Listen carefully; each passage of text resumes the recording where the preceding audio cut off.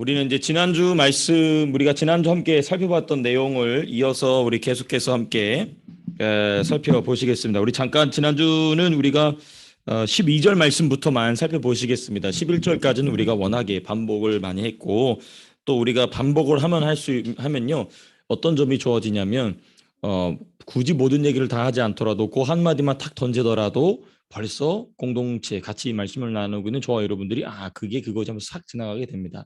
그래서 우리 성도님들께서 이제 후에 이 말씀 사역을 하실 때에 상대방의 이거 아는 내용 하면 또 하면 어떡하지? 그걸 꼭 이겨내시길 바랍니다. 그거를 꼭 이겨내셔야 돼요. 내가 했던 내용 또 하는데 이거 지루하면 어떻게 하지? 아닙니다. 그렇지 않아요. 또 했던 내용을 또 함으로써 계속 반복하는데 반복하면 반복할수록 내가 반복하는 내용은 줄어들지만 그 깊이는 한 문장으로 싹 줄어들게 되죠. 처음에는 제가 6장, 7장 설명할 때 얼마나 오래 설명했습니까? 근데 이제는 딱 한 문장으로 줄어들죠. 우리 속에 있는 거짓이 있다. 그 거짓에 속는 것이다. 그 한마디로 우리가 로마서 7장을 싹 사로잡을 수 있게 되는 것이죠. 그거 어디서 나오는 거냐? 계속적인 반복입니다. 그래서 우리 성도님들께서 반복해서 또 얘기를 하실 때에 절대로 물러나지 마시고 계속해서 반복으로 하시면서 승리하시길 바랍니다.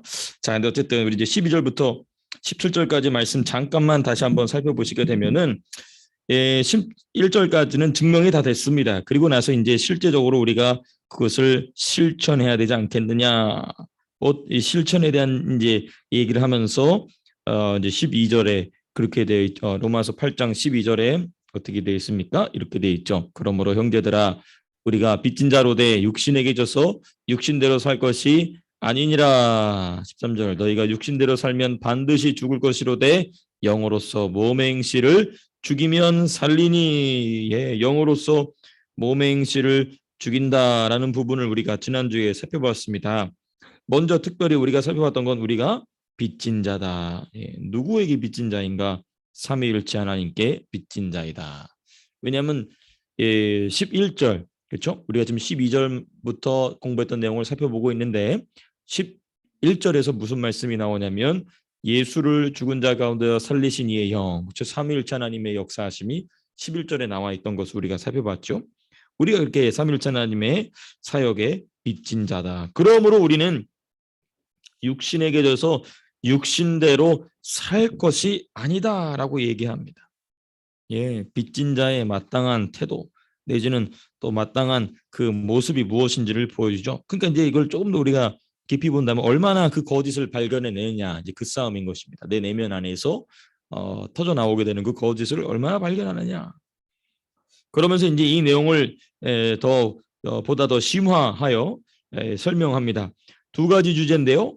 육신대로 사는 것과 몸의 행실을 죽이며 사는 것, 이 두 가지 일을 대조하여서 13절에 이야기합니다. 육신대로 살면 일어나는 일이 뭐냐? 반드시 뭐 할 것이로되 죽을 것이로되. 그렇죠? 반드시. 근데 이 반드시 죽는다는 말이 육신적인 생명이 끊어지느냐 아니면 그 사람의 구원이 취소가 되느냐 그 내용이 아니라는 것을 우리가 충분히 살펴봤죠. 그러면서 우리가 이제 창세기 2장 7절의 말씀 정령 뭐하리라? 죽으리라 라는 그 말씀의 의미와 함께 우리가 이 말씀을 함께 생각해 봤었습니다. 자, 그러니까 우리가 잠깐 제가 이제 이 창세기 말씀이 나와서 말씀을 드리는데요. 이 창세기는요. 특별히 창세기 1장에서부터 12장 내지는 12장부터 아브라함 이야기가 나오죠. 그렇죠? 근데 아브라함 이야기는 조금 제외하고요. 11장 여기에 성경 기록 목적이 다 되어 있습니다.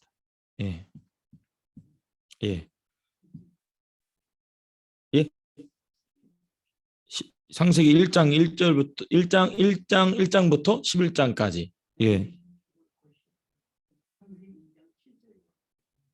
맞아요.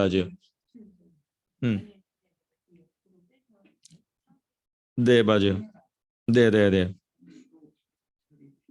2장 17절이라고요. 2장 17절이라고요. 네. 감사합니다. 감사합니다.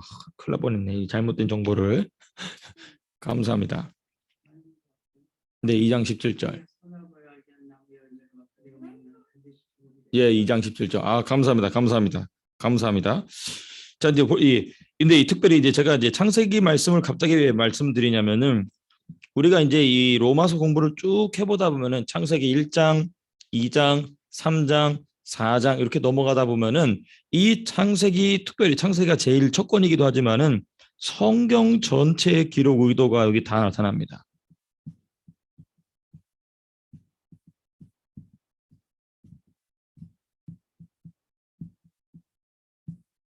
의도가 다 드러나 있어요. 그렇죠? 이제 1장과 2장과 3장, 4장 이 부분을 이제 우리가 나중에 또 자세하게 창세기를 또 함께 공부하면서 아마 그때 가서 창세기를 공부해 보면은 야, 이거 진짜 이거 깊이가 있지만 쉽다라고 느끼시게 될 겁니다. 왜냐하면 이 로마서 우리가 뚫어놨기 때문에 이 길을. 그래서 이런 원리가 있구나라는 것을 우리가 또 보게 됩니다. 자, 이제 원래 로마서 본문으로 좀 돌아왔어요. 그리고 이제 몸의 행실을 죽이면 무슨 일이 일어나느냐, 그렇죠? 몸의 행실을 죽이면 일어나는 일, 산다, 살리니, 그렇죠? 몸의 행실은 곧 우리가 지난주에 정의한 바 즉 겉사람이 그 안에 거하는 죄나 악이나 또는 귀신이나 불리는 이 힘에 의하여, 그렇죠? 이 힘에 의하여 속아 행하는 주체입니다. 주체, 그렇죠? 예. 그래서 이제 성도는요 몸의 행실을 죽인 만큼 두 가지로 나눠집니다. 삶과 사역에서 능력이 나타난다. 삶과 사역에서 능력이 나타난다. 그리고 두 번째, 부활의 영광, 부활의 모습, 부활의 실력이 결정된다. 그래서 여러분 이 주제가 17절에서 끝나거든요.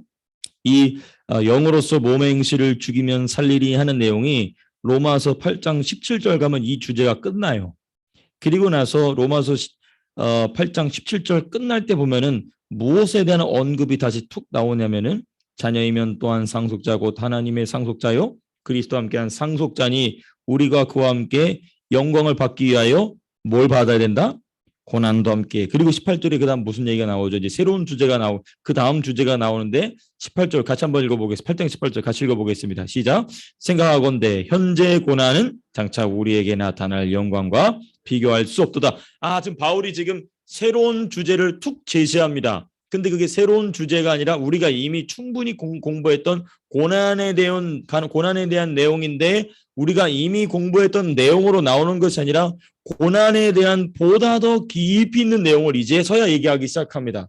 그러니까 로마서 6장에서 말하는 고난, 로마서 7장에서 말하는 고난, 로마서 8장에서 말하는 고난이 고난이라는 성경의 전체 주제에서 점점 깊이 있게 다루고 있음을 우리가 발견한다면 똑같은 고난이지만 그 고난의 깊이에 얼마나 더 깊이 들어가 있느냐. 우리 사랑하는 성도님, 특별히 목사님 저부터 우리 성도님들은 로마서 8장이 말하는 고난의 연합 수준까지 들어가시게 되시길 축복합니다.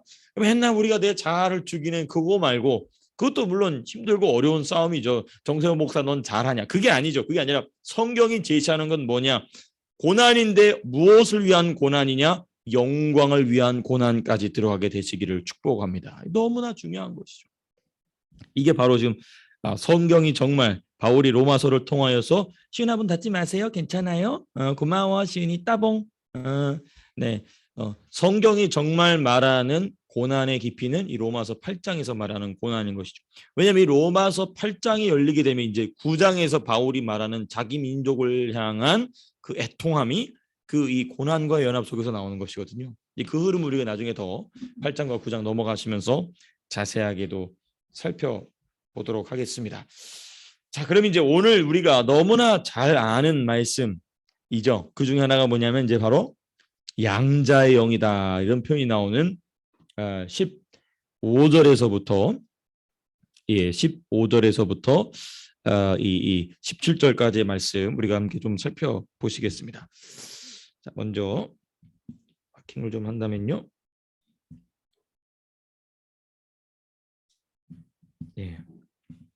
15절에서부터 17절, 15절에서 17절은 이제 영으로서 육신의 행실을 죽인다라는 주제의 마지막 부분입니다. 여기서 다루고 있는 중요한 내용이 뭐냐? 바로 종의 영과 양자의 영이다. 예, 두 영을 지금 대조하고 있습니다. 요 주제는요, 사실 무엇을 얘기하고 있냐면 종의 영과 양자의 영을 대조시켜서 얘기하고 있지만 더 중요한 얘기는 뭐냐면 영의 교체 현상입니다. 사람 안에서 일어나는 영의 교체 현상, 특별히 성도라고 할 성도 또는 뭐 사람이다 이렇게 할 수 있겠지만 성도 안에서 일어나는 영의 교체 현상에 대한 얘기입니다. 그 영의 교체 현상이라는 말이 생소하게 들려야 하지만 생소하게 들리지 않으신다면은 로마서 7장 8장을 잘 이해하고 계신 겁니다. 그 영을 교체한다는 말이 무슨 말이냐? 그게 바로 뭐냐면 우리의 겉사람에서 죄와 악과 모든 이 하나님 원하지 않는 것을 밀어내는 영을 쳐내고 우리로 하여금 하나님 원하시는 선한 일을 밀어내는 영으로 교체된다. 이 말씀인 것이죠. 예, 그 교체 현상과 그 결과다. 예. 예. 그러니까 이제 이 부분은 바로 무엇이냐면 이 영의 교체 현상은 생각과 마음의 변화의 출발점입니다.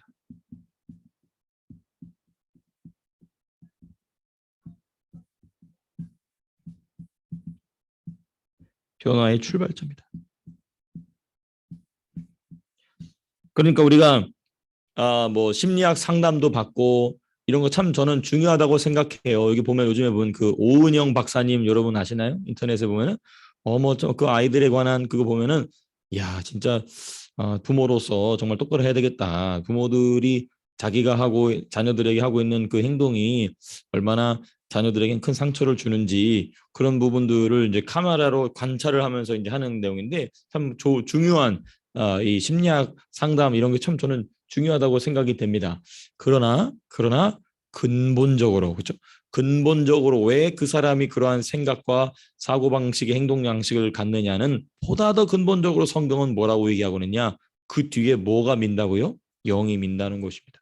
그 영이 민다는 것이 그래서 그 영의 교체 현상이 일어나야 됩니다. 그래서 그 바로 그분이 바로 생각과 마음의 변화의 출발점이죠. 이런 점에 있어서 상담학이라든지 그런 심리학이라는 것이 상당히 도움이 될 수 있다고 저는 봅니다. 그러나 그것만 가지고는 사람이 근본적으로는 변할 수 없다. 근본적으로는 변할 수 없다. 이런 부분들이 있죠. 자, 그럼 이제 말씀 자체로 좀 더 들어가서 15절부터 좀 보시게 되면 15절에 사실 대부분의 내용이 다 들어가 있습니다. 우리 15절 말씀 같이 한번 읽어보시겠습니다. 함께 읽겠습니다. 시작. 너희는 다시 무서워하는 종의 영을 받지 아니하고 양자의 영을 받았으므로 우리가 아빠 아버지라고 부르짖느니라. 이 15절을 보시면서 내용이 분해가 두 부분으로 쫙 분해가 되셔야 됩니다. 보면 이제 여기 보면은 종의 영으로 사는 사람이 나옵니다. 그렇죠?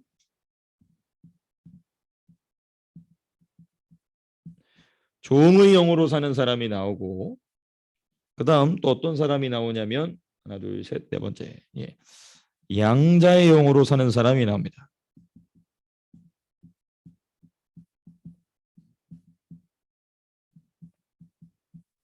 그죠? 딱 두 종류의 사람을 지금 이야기합니다. 이 양종의 영으로 사는 사람은 어떤 사람인가? 여기 보는 아주 이 단적인 표현으로 지금 바울이 이야기하고 있어요. 뭐라고 얘기하냐면 무서워한다라고 얘기하고 있습니다. 그렇죠? 너희는 다시 무서워하는 종의 영을 받지 않는다. 이렇게 표현하고 있습니다. 무서워한다. 그래서 이 종의 영으로 사는 사람은 어떤 사람의 특징, 가장 핵심적 특징이 뭐냐? 무서워함입니다. 그렇죠? 또 다른 표현은 이제 두려움입니다. 두려움. 그렇죠? 또는 뭐 불안, 뭐 이런 뭐 염려, 뭐 근심, 걱정, 뭐 여러 가지로 얘기할 수 있겠죠. 근데 이제 바울은 어쨌든 지금 무서워함이라는 표현을 사용하고 있어요. 그러니까 이게 무서워한다는 것은 그냥 무서워하는 게 아니라 뭔가의 원인이 있다는 것입니다. 나로 하여금 무서움을 두려움을 일으키는 대상이 있다는 것이죠. 이게 참 중요한 부분입니다. 근데 우리가 이 부분을 우리가 한참 깊이 이야기할 수 있지만은 그러면 우리가 내용이 너무 깊어져 버리 너무 이제 이 번잡스러워지니까 간단하게만 얘기한다면 이 종의 영으로 사는 사람의 두려움의 대상은 누구냐? 하나님입니다. 하나님에 대한 두려움입니다. 하나님에 대한 이거는 이제 하나님에 대한 경외와는 다른 겁니다. 그렇죠? 그 모세가 하나님 앞에서 두려워하지 않습니까? 그 두려움과는 다른 두려움입니다. 이 하나님에 대한 두려움이 뭘 만들어내냐면 사실은 율법주의를 만들어냅니다. 예. 하나님을 두려워하다 보니까 하나님을 두려워하니까 하나님의 두려움을 어떻게 해야 되냐면 자제시켜 드려야 돼요. 그렇죠? 그러려면 뭘 열심히 해야 되느냐? 나의 삶의 형태를 하나님이 받으실 만하도록 팍 바꿔 나가는 자의적 노력이 필요하게 됩니다. 그러면서 나오는 게 이제 율법주의죠. 근데 우리가 이제 보다 더 근본적인 이 하나님에 대한 두려움은 누가 최초로 갖게 되었는가? 사탄입니다. 하나님에 대한 사탄의 두려움입니다. 이 두려움은 사람이 하나님의 형상으로 지음받았을 때 아담과 하와가 하나님을 두려워했습니까? 아니죠. 하나님과 가장 깊은 교제 안에 있었습니다. 근데 하나님을 언제부터 두려워하게 되느냐? 선악과를 따서 먹은 뒤부터 두려워하게 되죠. 근데 그 두려움은 누구의 두려움이냐? 사탄이 하나님 앞에 설 때마다 갖는 두려움인 것입니다. 그러니까 하나님에 대한 누구의 두려움이? 사탄의 두려움이 사람에게 공유되고 있는 것입니다. 그러니까 사탄이 가진 두려움을 사람도 가지니 같은 상태에 있는 것입니다. 그걸 지금 바울은 뭐라고 얘기하냐면 무서워하는 종의 영으로 사는 사람이다. 그 무서워하는 종의 영으로 사는 사람, 특별히 사탄은 그럼 왜 하나님을 두려워하게 됐는가? 뭐 이 부분에 대해서는 굉장히 좀 깊이 있는 얘기가 나와야 돼. 결론적으로 본다면 why 왜 그러느냐? 율법의 요구 때문에. 우리 8장 그렇죠? 8장 시작할 때 뭐라고 돼 있습니까? 율법의 요구를 이루게 하신다. 그렇죠? 율법의 요구 때문인 것입니다.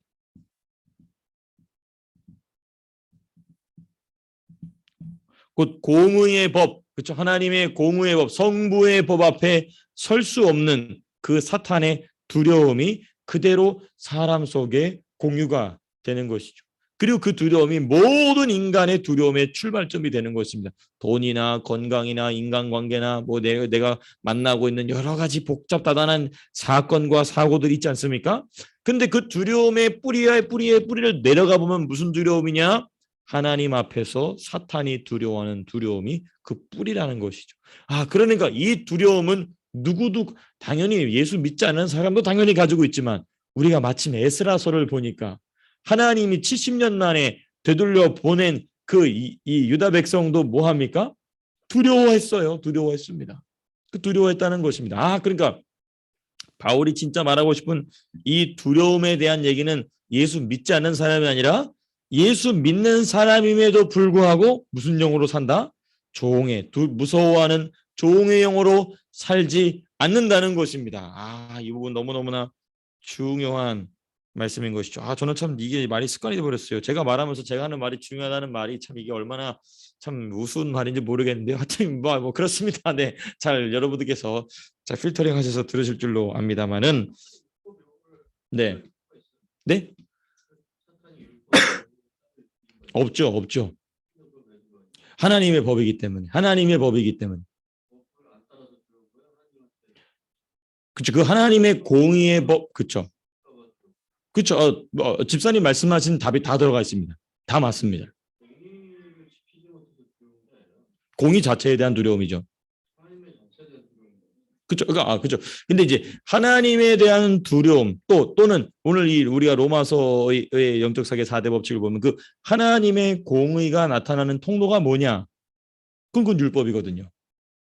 그러니까 이제 그 사탄이 하나님에 대해서 대하여 가지고 있는 두려움을 사람도 같이 가지고 있는데, 특별히 이것을 사람 중심으로 본다면 왜 사람이 두려움을 갖게 되느냐? 율법의 요구를 이룰 수 없다라는 이 부분 때문인 것이죠. 그죠? 특별히 이제 이것이 뭐하고도 연결이 되냐면 이제 율법주의하고도 연결되게 되는 것입니다. 그 율법을 완벽하게 지킴으로 구원받을 수 있다. 왜 그런 부분이 나오느냐면 사실은 근본적인 두려움이 있는 것이죠. 하나님의 이 속죄의 피로 말미암은 속죄를 의지하는 것이 아니라 자기의 행위를 의지하게 되는 이제 이런 결과가 이제 그 뿌리를 쭉 짚어 내려가다 보면 사탄이 하나님의 공의 앞에 하나님 그 자체에 두려워하는 그 두려움이 그대로 투영이 되어 있는 모습인 것이죠. 이제 설명이 좀 예. 천사는 자기의 의지가 어떻게 이게 우리가 인간의 말이 표현이 부족하기 때문에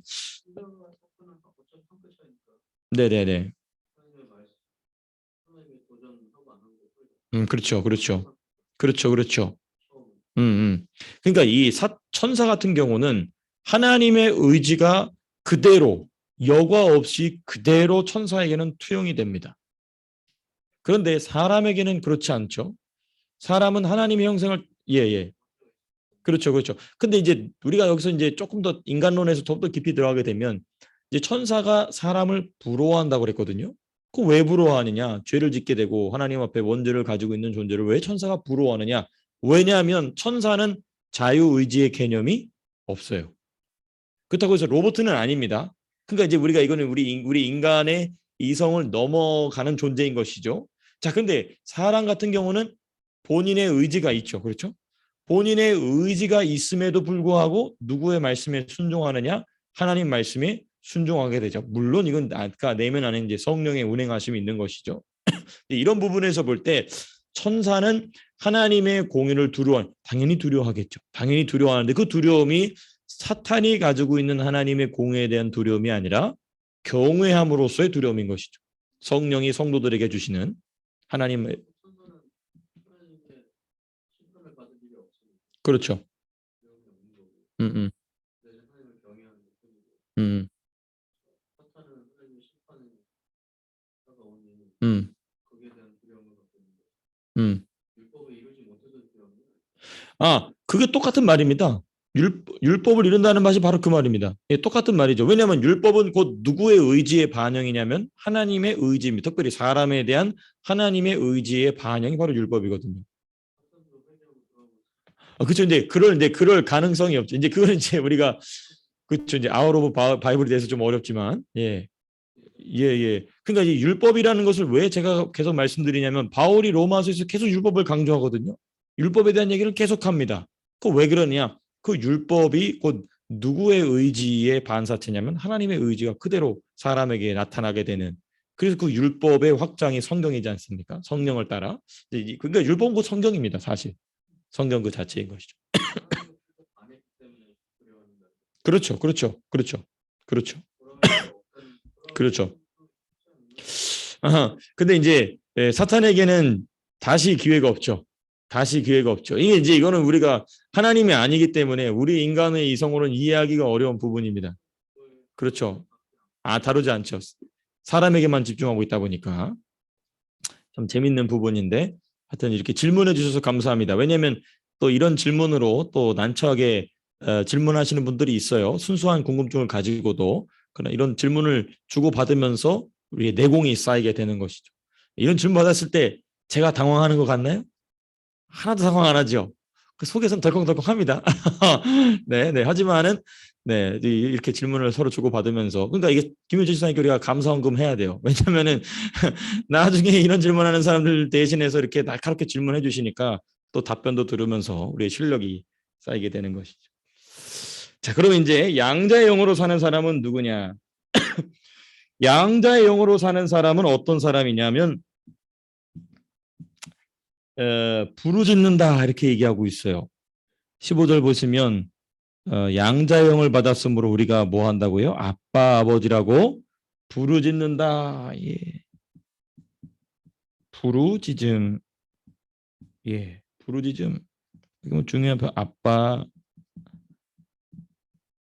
아버지 뭐 이렇게 하는데 그래서 뭐 저는 뭐 기도할 때 어떤 목사님들은 뭐 아빠라고 부르세요 뭐 그러는데 그런 거 좀 안 했으면 좋겠어요.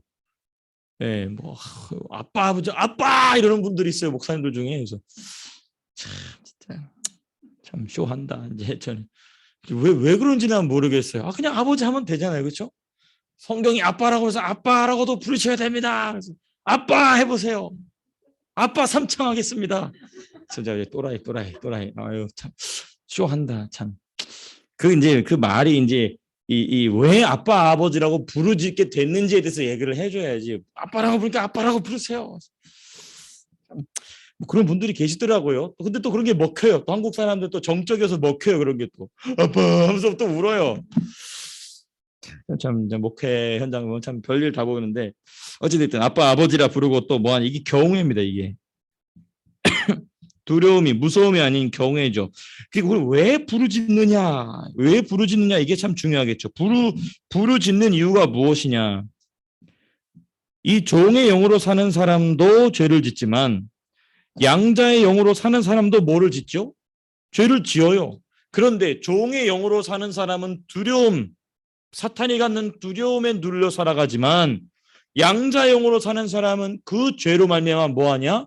부르짖는다는 것입니다. 그럼 이 부르짖음은 무엇에 대한 확신이냐?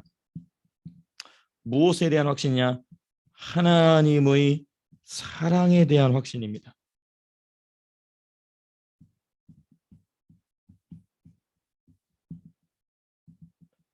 나를 향하신 하나님의 사랑에 대한 확신이요. 내가 죄를 저질렀음에도 불구하고 이 죄를 위하여 그 아들 예수 그리스도를 십자가에 못 박으신 분이십니다라는 것이 그 안에서 확실한 것입니다. 그러니까 막 부르짖는 것이죠. 아빠 아버지다.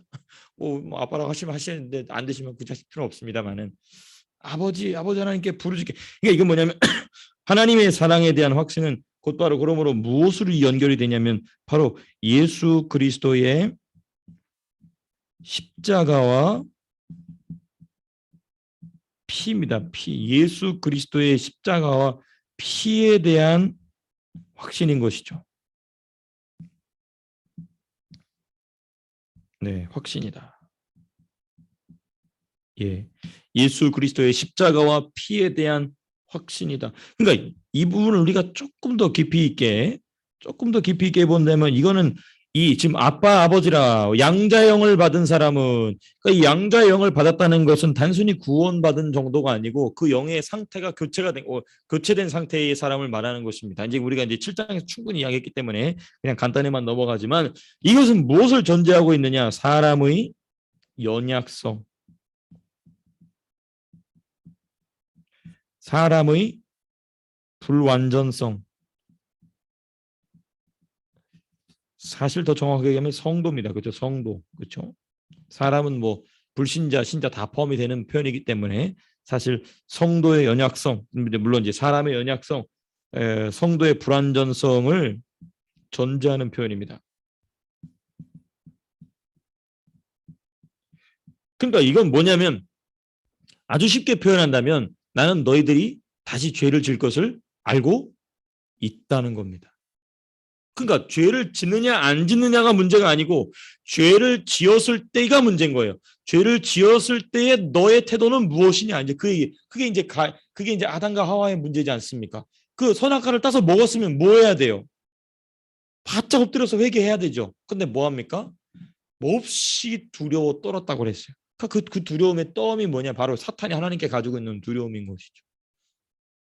그러니까 이제 바로 이 부분이 이 사람의 연약성, 불완전성을 전제한다는 것입니다. 이런 것이 바로 뭐냐면 바로 성도의 견인입니다. 성도의 견인. 성도의 견인. 성도를 성령께서 견인해 가신다. 사람이 막 자기 인생을 견인해 가는 것이 아니라 성령이 사람의 인생을 견인해 가신다라는 것이죠. 예.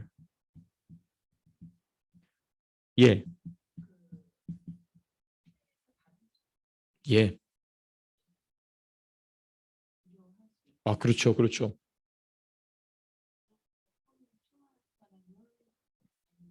음. 그렇죠. 얼마든지 그렇게 되죠. 예. 그렇죠.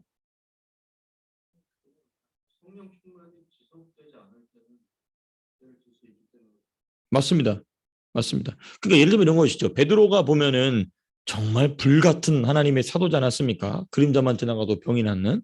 근데 무엇 때문에 도망치죠? 이방인하고 식사한 것이 유대에 있는 저기한테 들려오니까 누가 로마 군인이 잡으러 온다고 그러면 날 죽여라 하고 잡혀갔는데 유대 기독교인들이 내려오니까 그들이 도망쳐요. 그러니까 갈라디아에서 보면 바울이 어지간히 강력하게 책망하지 않습니까? 그러니까 이런 점을 볼 때 아하 지금 우리 곽 집사님 말씀해 주신 것처럼 성령의 세례 그리고 지속적인 우리 김일철 집사님 말씀해 주신 것처럼 지속적인 성령의 충만의 상태에 있지 않게 되면은 이 얼마든지 그 두려움에 그러니까 이거는요 이 무자르듯이 뭐가 딱 잘라지는 거 아닙니다.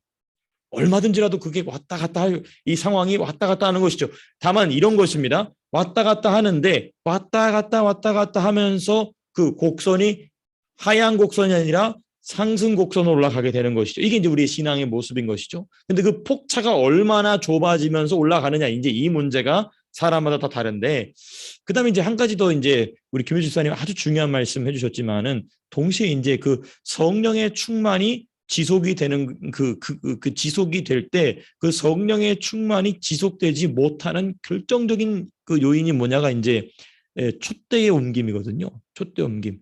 우리가 제가 전에 있는 교회에서 그 설교했다가 또 시간이 저기 뭐 이렇게 혼났던 그런 주제인데 하나님 그 사도행전을 보게 되면은 바울이 중점적으로 이제 베드로가 중점적으로 쓰임 받다가 어느 순간에는 누가 사라집니까? 베드로가 사라지고 갑자기 누가 등장하냐면 바울이 전면에 등장합니다. 그 사건이 있죠. 근데 그 사건에 있어서 이 베드로가 가지고 있었던 그 시오니즘, 그렇죠? 유대 중심주의적 사고 방식을 뛰어넘지 못합니다. 나중에 가서는 이제 그 부분을 깨닫게 되지만은 하나님의 사역의 중심축은 이미 누구에게로 넘어가냐면 바울에게로 넘어가게 되는 것입니다. 그러니까 성령의 충만은 곧 우리 스승님 늘 말씀하시는 것처럼 뭐냐면 쪼개진 반석이 얼마나 그 깊이 심령숙이 이루어지느냐. 그러니까 그게 이제 성령의 세례는 막 충만하게 받아가지고 막 방언도 나오고 예언도 나오는데 그게 어느 날 가서는 막 갑자기 팍 꼬꾸라지는 거예요. 그래서 성령을 받은 것을 뛰어넘어서 내가 구원받은 것까지 막 흔들리게 됩니다. 그거 왜 그러냐면 쪼개진 반석의 문제인 것입니다. 쪼개진 반석의 문제. 그러니까 쪼개진 반석, 그 쪼개진 반석이 그 심령 속에 보다 더 구체적으로 실현된 만큼 성령의 능력이 나타나게 되는 것이죠. 그 얘기를 이제 바울은 아주 고상하게 뭐라고 얘기하고 있냐면 우리가 지난 13절에서 말씀하셨던 몸의 행실을 뭐하면 죽이면 이렇게 나오고 있는 것이죠. 네. 그러니까 이 얘기를 바울은 고린도전서에서 뭐라고 얘기하냐면 그 세례에 대한 얘기를 쭉 하면서 이스라엘 백성이 모세에게 뭐하여 속하여 이런 얘기가 나옵니다. 그리고 나서 그들을 따르는 반석이 있었다라는 표현이 고린도전서에 나오는 거 기억하시죠? 그들을 따르는 반석이 있었다. 그게 뭐냐면 그 따르는 반석은 예수 그리스도인데 사실 그 반석에 대한 얘기는 출애굽께서 뭐라고 나오면 쫄개진 반석에 대한 얘기입니다. 그러니까 고린도전서에서는 이거를 그림 언어로 설명을 해줘야 알아듣는 거고 로마 교회는 그림 언어로 설명할 필요 없이 아주 그 영적인 실체 그 자체를 문장으로 딱 얘기하고 있는 것이죠. 이런 차이가 이제 서신서에서 나타나요. 그 바울이 왜 고린도 교회에서 쪼개진 반석에 대한 얘기를 하느냐? 너희가 그렇게 성령을 충만하게 받았음에도 불구하고 왜 이런 사건이 일어나느냐? 쪼개진 반석에 문제가 있다는 것이죠. 로마 교회도 동일하게 이야기를 하는 것입니다. 로마 교회도 성령의 충만한 역사가 일어났죠. 그런데 이제 이것을 보다 더 깊이 있게 이 로마 교회 성도들에게 이야기하다 보니까 이제 뭐에 대한 얘기가 나오냐면은 로마서 8장이면은 이제 성령으로 너희를 자유롭게 했다고 막 성령의 충만에 방방 뜨는 얘기가 나와야 되는데 또 고난에 대한 얘기를 왜 하느냐? 그만큼 고난에 대한 연합이 중요한 것이죠. 무엇을 위하여? 우리 김효지 집사님 말씀하신 것처럼 지속적인 성령의 충만의 상태를 유지하기 위한 그 능력이 지속적으로 나타나게 하기 위한 핵심이 뭐냐? 쪼개진 반석. 더 고상하게 얘기한다면 주 예수 그리스도의 고난에 계속 연합한 그 바울이 뭐라고 얘기하냐면 고린도 전서 후서에서 뭐라고 나는 날마다 뭐 한다고요? 죽는다. 그 얘기를 한 이유가 이제 그런 맥락 안에서 이제 이야기를 하고 있는 것이죠. 그게 이제 우리가 이 흐름이 이제 여러분들 눈에 성경에서 보이신다. 와, 정소영 목사의 목회는 성공하고 있는 것입니다. 정소영 목사의 목회는 성공하고 있는 것입니다. 참 저는 얼마나 감사한지 모릅니다. 왜냐하면 성도님들께서 참 제가 이렇게 제가 부족한 실력으로 이렇게 여러분들을 섬기지만은 여러분들께서 하나를 제가 말씀드리면 막 10, 100을 깨닫고 저에게 질문해 주시는 거 보면 제가 얼마나 가슴이 벅찬지 막 벌써 우리 교회가 막 3만 명이 모인 것 같은 그 가슴에 저희가 막 일어나게 됩니다. 그렇습니다. 예, 그렇다는 것입니다. 자, 그런데 이제 이 부분을 우리가 이제 마무리하면서 아주 중요한 편 한 가지를 우리가 잠깐 짚고 넘어가야 됩니다. 바울이 이제 종의 영으로 사는 사람과 양자의 영으로 사는 사람에 대한 이야기를 하면서 바울이 아주 중요한 동사를 사용합니다. 15절을 보시게 되면 이런 표현이 나와요. 너희는 다시 무서워하는 종의 영을 뭐하지 아니하고요? 받지 아니하고라고 얘기해요. 그 다음에 양자의 영을 뭐 했으므로? 받았으므로. 받는다라는 표현하고 있습니다. 이 표현 참 중요하고 흥미로운 표현입니다. 여기 보면 받지 아니하고 또 받았으므로.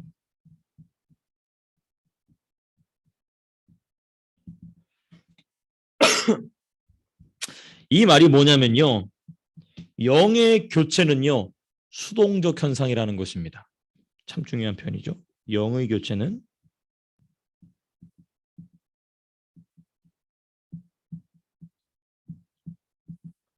수동적 현상이다. 이 수동적인 현상이라는 말 표현에 우리가 오해해서는 안 됩니다. 그냥 가만히 있는데 막 멋대로 바뀌냐? 그게 아니고, 그렇죠? 여기서 영을 교체하는 건 사람의 힘으로 하는 게 아니라는 거예요. 다만 그 영이 교체되는 여지는 사람이 능동적으로 준다는 것입니다. 이걸 이제 문장을 좀 표현해 본다면